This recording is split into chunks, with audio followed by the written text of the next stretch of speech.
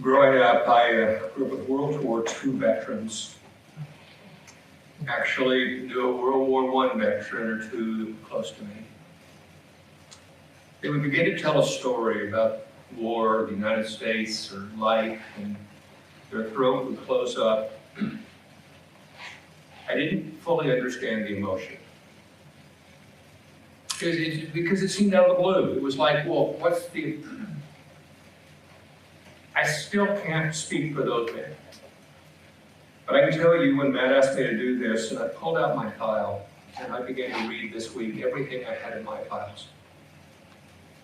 I'm probably the wrong one to ask for this, because my throat closes up. And my hands start to tremble. There's just a depth of emotion I cannot explain. I'm going to ask you to do something a little off the wall, but I'm going to ask you to stand. I'm not going to read long. It would take over 9 minutes to read all of this. Let me just read, and I just arbitrarily. Jose Alvarez, age 59. Maria L. Alvarez Torres, 43. Barbara Anderson, 76. Sarah Anderson, 47.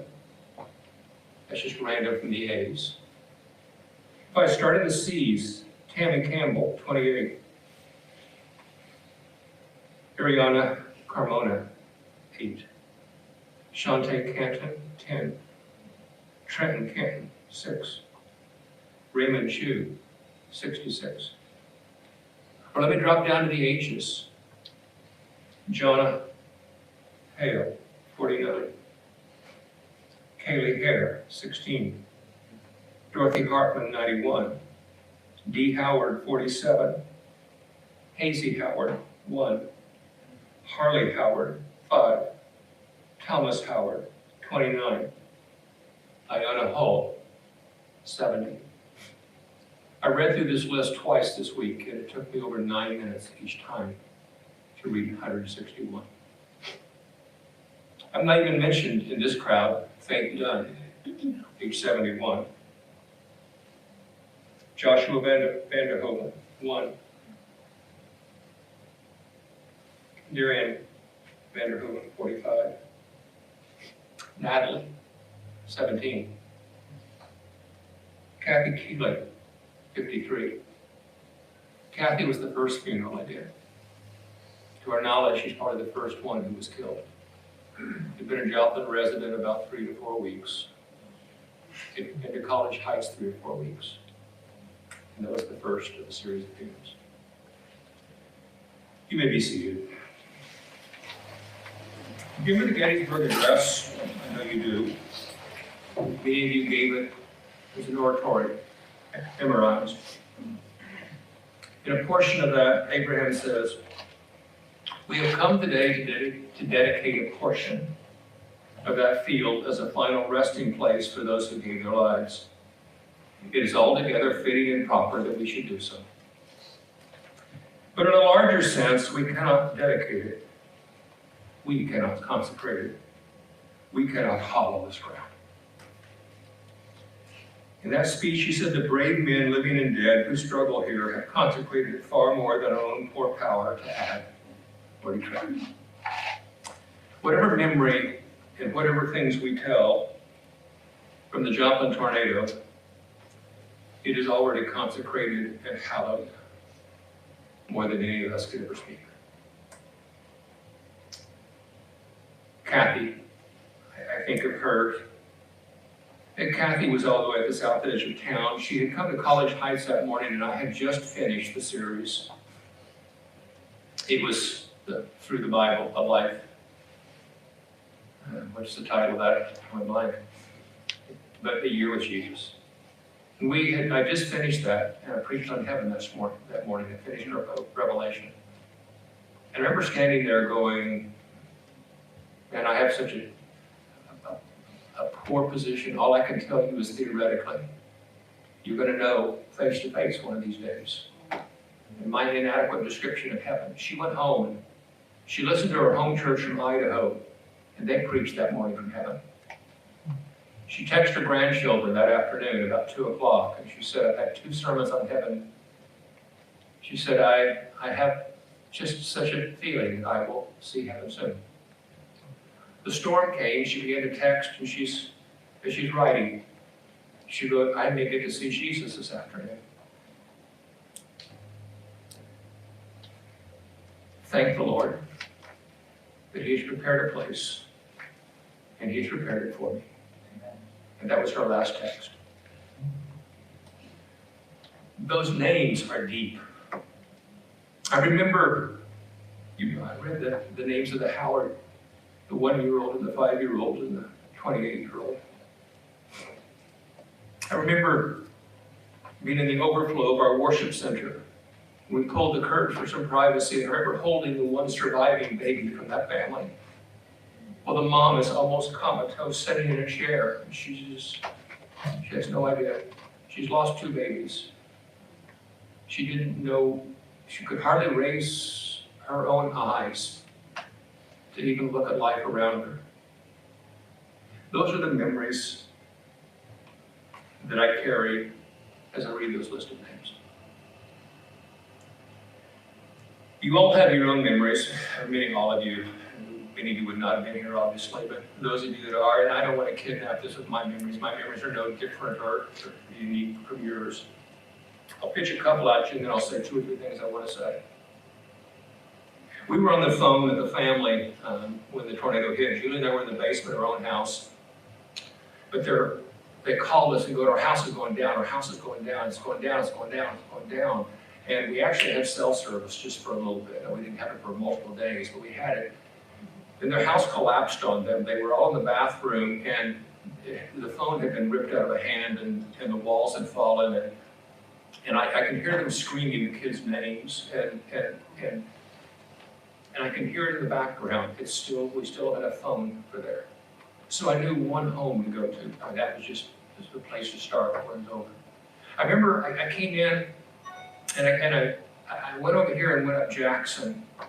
And I'm headed south on Jackson. And when I say up, you didn't realize that you don't think about terrain in a city until destruction. And you're going up a hill as I'm going south on Jackson, and I'm on foot. I mean, you couldn't start to get a vehicle in there. And I remember turning to Julie, she's with me, and we're crawling over things and trying to go down a street. And I'm going, oh, this is bad tornado damage. This is bad tornado damage. But we came over the top of the hill. And when we came over the hill, I've never seen anything like it in my life. I don't know what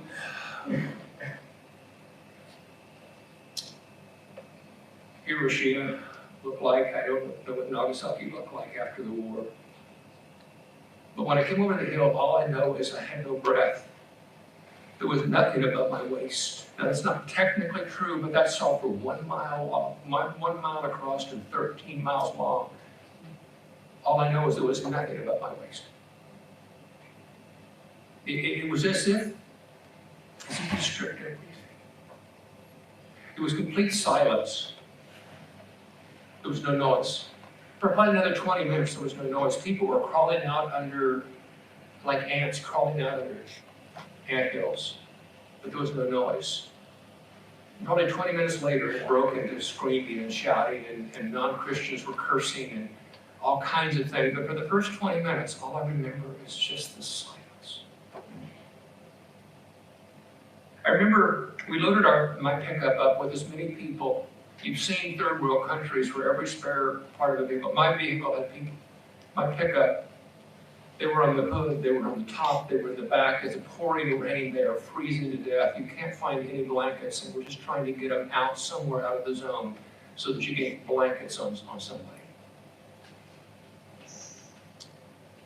I remember the Greenbrier nursing home people. We were moving into College Heights, putting them on any pallet. We were trying to find anything we could find. This is the nursing home that had 13 killed. I guess it's 13, as my memory says. The through the roof kids were there. These were special needs kids who had a comfort zone. And so we have the nursing home and through the roof, and we're trying to put them in rooms. And I remember at midnight, one of my more brilliant prophetic moments, we're in the church, and I said, okay, here's what we're going to do. We'll be a place that sends out volunteers in the morning, but we are not going to be a distribution center. You won't be teaching your school of prophets, by the way. I could have been on the trustees who said, no, Bentonville's a lousy place to put a school. By 10 o'clock the next morning, we were basically a small Walmart. I remember at 5 o'clock in the morning walking out of the building in the parking lot, and the cars and the pickups were already circling the lot, and people standing there asking, what do you want us to do? Brian Sitton spent the night, he and Terry Good, and they basically wrote computer code, and he created the software required. And he met me about 5:30, and he said, Randy, here's the list of the 300 families we think from College Heights who are in the path of the storm. Here's the map, and here's their addresses, and here's everything we have on them. And he created something that was our starting spot. I remember feeling like a failure 2 to 3 days into this thing. Survivor's guilt is not that you're alive and other people are dead, at least from most of our perspective, those of us who are around. Survivor's guilt is you stand in front of something so epic, no matter what you do, you feel like you're failing. I remember the sense of failure being over so strong. We've had 16,000 by Wednesday or Thursday each day that we were doing. We had about 5,000 volunteers a day going out of the building, and you feel like you've got a dipper in the ocean.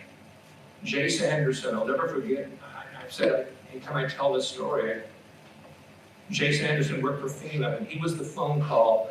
I turned down so many phone calls. I mean, we were trying to get people coordinated. We would bring them in groups of 250 to 300 and coordinate them and send them out. And I turned down Joe Biden's office. I turned down multiple deals, because you kind of know how this thing works about 20 minutes into it.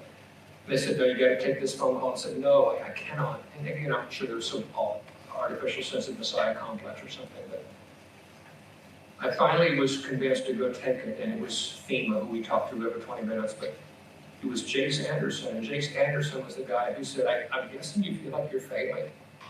But he said, I was in there today. I've worked for FEMA for 20 years. He said, I filmed your place today. And he just began to say words that gave life. And I remember sliding down the wall in my office and weeping and putting my hands over my head because the words of Jay Sanderson. Book of Proverbs says the right words give life.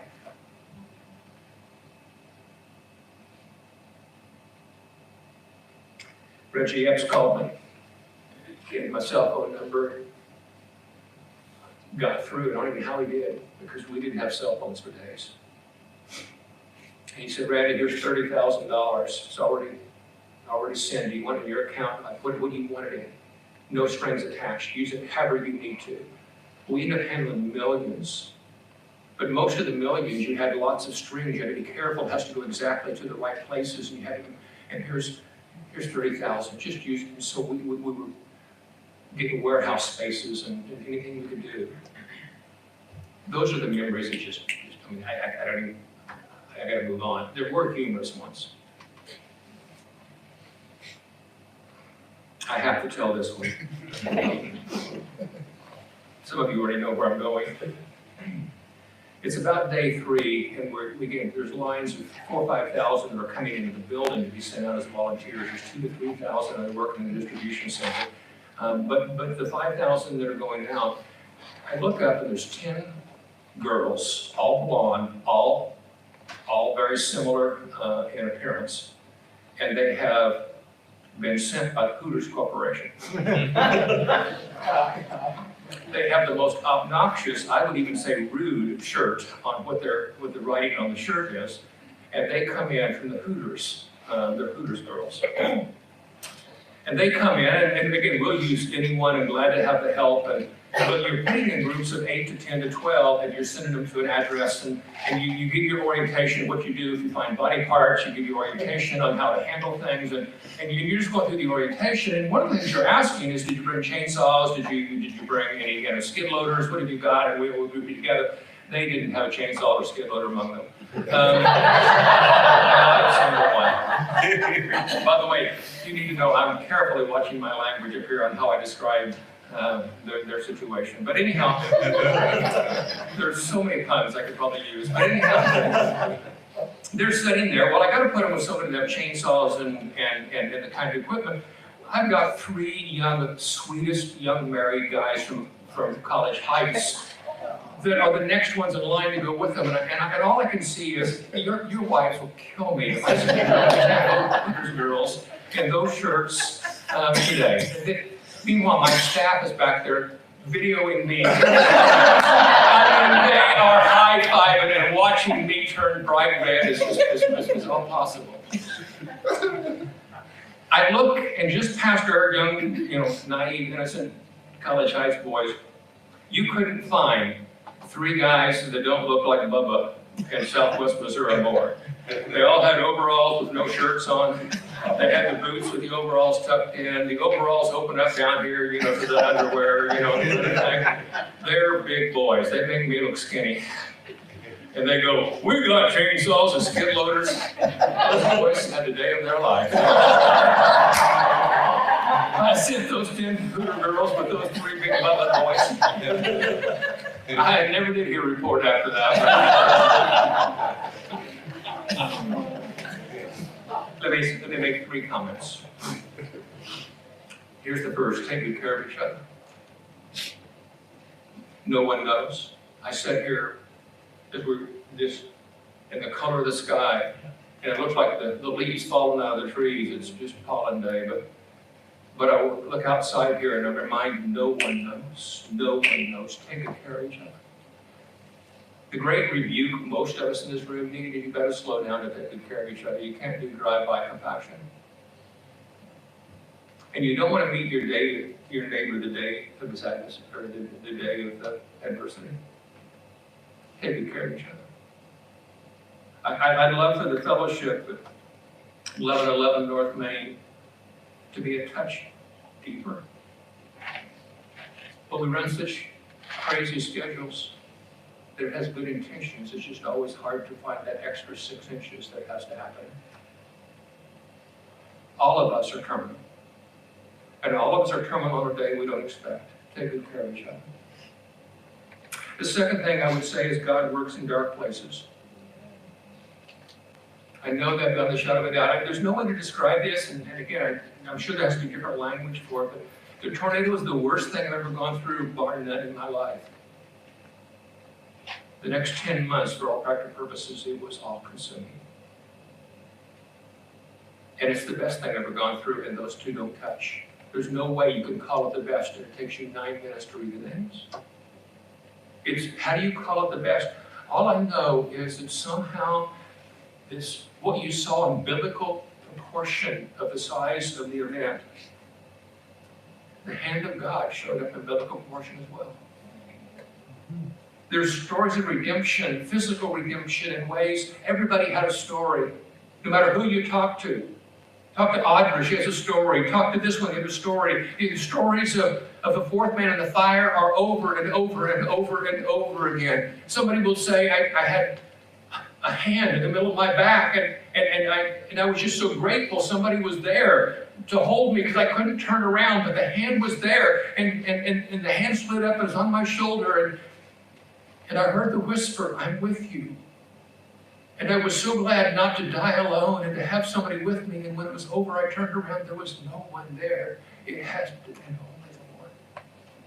I have heard myself, families come in and their children would say it was the butterfly people. Yeah, it was the butterfly person that was there holding me when the wind was blowing. Stories of angels. There's a mystery in the Christian life, and we cannot dissect it out. I don't understand why James is beheaded and Peter gets an angel. I don't understand that. I'm okay with it, but I don't understand it. I can't explain to you why I'm doing Kathy's funeral, but why I'm not doing somebody else describing a 4th man in the fire. But it is part of the mystery of where we live. There was an external sense of God works in dark places. But there was a great internal. The shallowness of our culture was blown away every bit as much as the barbecue grills and the swing sets. At least for a little while, there were people coming in and just simply saying, I don't know where to start, but I'm tired of wasting my life. I'm tired of living shallow. I'm tired of, can we supersize that? Hey, the Netflix are here. I'm tired. I watched them baptize one another in the ditches. There was one time in my life that I will be able to say, I saw a collective community repentance. I don't want to live the shallow anymore. Governor Nixon, it's crazy, strange bedfellows you'll end up with. Governor Nixon became a friend. He didn't vote for him as governor, but I will tell you, as somebody in the middle of adversity, my goodness, we couldn't have asked for. He was here almost 80 times that first year. And he would come and sit in my office and he would say, what do we need to do? What do we need to do? Tell me. Coach me. Give us a grade. What do we need to improve on? He made himself available. But Governor Nixon said this. He said it privately and publicly. He said, those of you that are spiritual leaders, don't get mixed up and bogged down by pallets and supplies. He said, we'll send bottled water and pallets. You're going to need those. He said, but bottled water and pallets will never heal this community. There's a living water that you're going to have to take. And that living water is the one that you need to give your time to. Don't lose track of what has to happen. I saw that living water and what it did. It made a massive difference.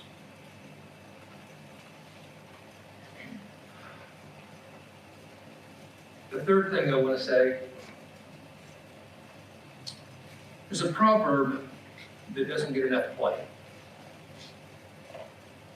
Verse 10 of Proverbs 27, do not forsake your friend or the friend of your family, and do not go to your relative's house when disaster strikes you. Better a neighbor nearby than a relative far away. If I were to build anything in Joplin as a memorial, I would build a monument to neighbors. It is the most phenomenal thing. It's the closest thing to a shadow of heaven I ever saw. There were two men there.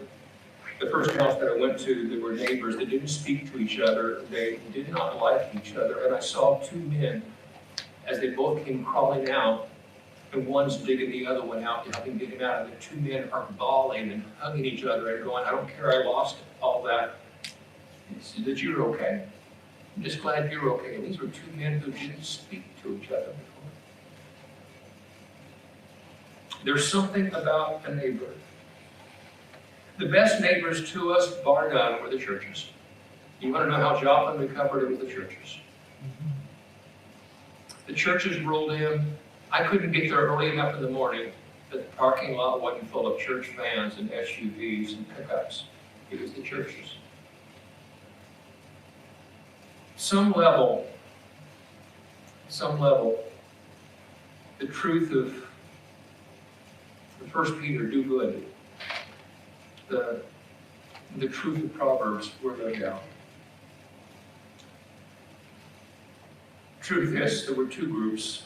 I guess I need to acknowledge this. There were two groups that rescued Joplin. The churches were first, and the second one were the alcoholics. Alcoholics do not know, and I'm using that in the broadest sense of the word. But alcoholics cannot live day-to-day love with their family. They don't know how to, they can't love their 13-year-old son. They don't know how to. They don't know how to love their ex-wife. They don't know how to live life on life and love well. They don't have the equipment to do it. But they know what pain is.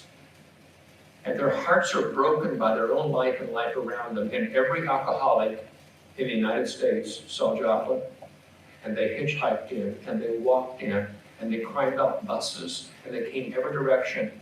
This is no exaggeration. I'm not making this up. There would be 12 to 15 new campfires in our parking lot every morning when I would get there. They were alcoholics who came in the middle of the night. And they would come, and they would say, and they would start weeping, I just had to come do something. If you ever have a bad car wreck, your car catches on fire, you want it to happen from a bar.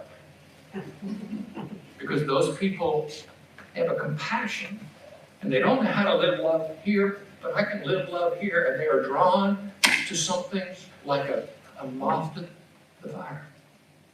They will pull you out of and the alcoholics craving to be helpful. We did more gospel presentation in our parking lot for people for whom life is really hard, but enough humanity and God in them that I've got to be here, I've got to do something. It was the churches and our alcoholic neighbors. Made my own sense of respect for the dignity of somebody who's struggling but has such a craving to want to make a difference in life.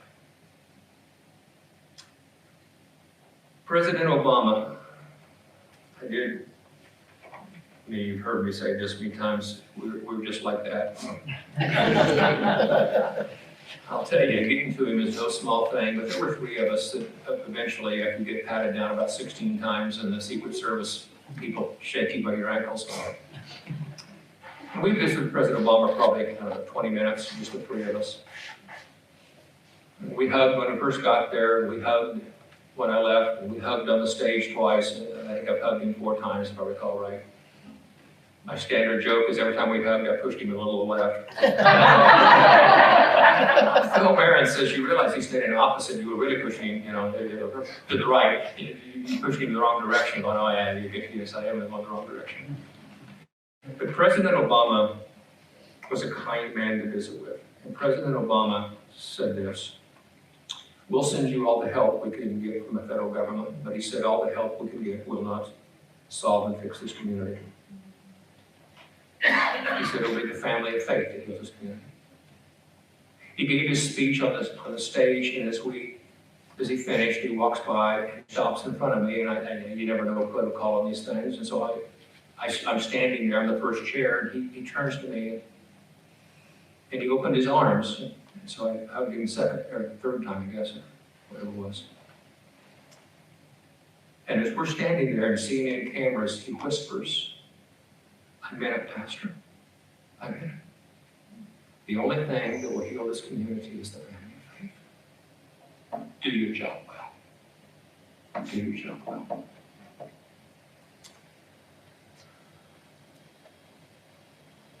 There were a group of us that met on the berm just outside of where the current Home Depot is.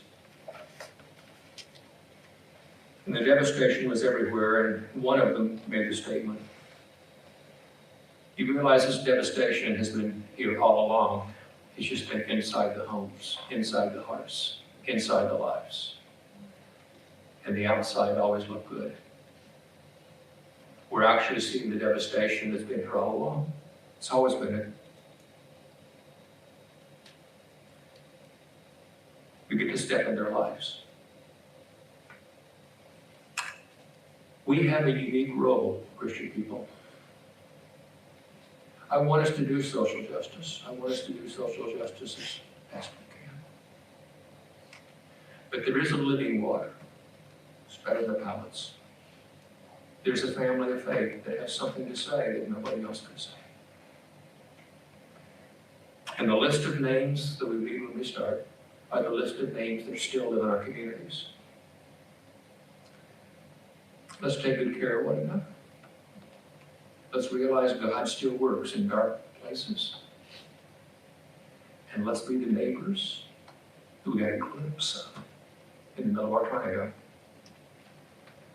There's a God who redeems even the worst things we know. His glory is not shaded anyway. God bless.